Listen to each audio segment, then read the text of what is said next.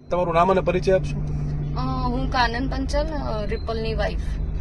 શું તમને જાણવા મળ્યું, શું ખબર પડી અને શું હતું આખું? આજે મારા માટે તો એકદમ શોકિંગ થઈ ગયું, કારણ કે હું સવારના દર્શન કરવા નીકળી હતી મહુડી, ત્યારે એકદમ ન્યૂઝ આવ્યા કે મેં જોયું આ ફોનમાં કે આવી રીતના એક્સિડન્ટ ને આ બધું થયું, એટલે આઈ વોઝ ઓલ્સો શોક કે શું થઈ ગયું એકદમ. પણ રિપલભાઈને ક્યારની કેટલા ટાઈમથી he is going through this mind ની બધી દવાઓ એમની ચાલી રહી છે.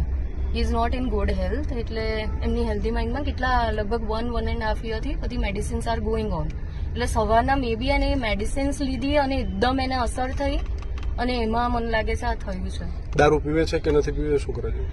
એમનું દારૂ તો પીવાનું છે, પણ ગઈકાલથી લાગતું નથી, અત્યારના પણ એમાંથી કોઈ સ્મેલ નથી આવી રહી, એટલે મે બી આ દવાની જ અસર છે જે હદે એમને ઇફેક્ટ થાય છે. કાલે રાત્રે તમે ક્યાં હતા, રિપલભાઈ ક્યાં હતા, શું છેલ્લે વાતચીત થઈ? અમે લોકો જોડે જ હતા, અમારું ગ્રુપ હતું, અમે લોકો ત્યાં હાઉસ ઓફ મકીબામાં સરસ ડિનર કર્યું, બધા જોડે જ હતા. પછી રાતના હું મારી ડોટરને લઈને ઘરે આવી, એ થોડું કોફી પીવા ગયા હતા અને પછી આઈને સુઈ ગયા હતા અને સવારના આ બધું જ થયું.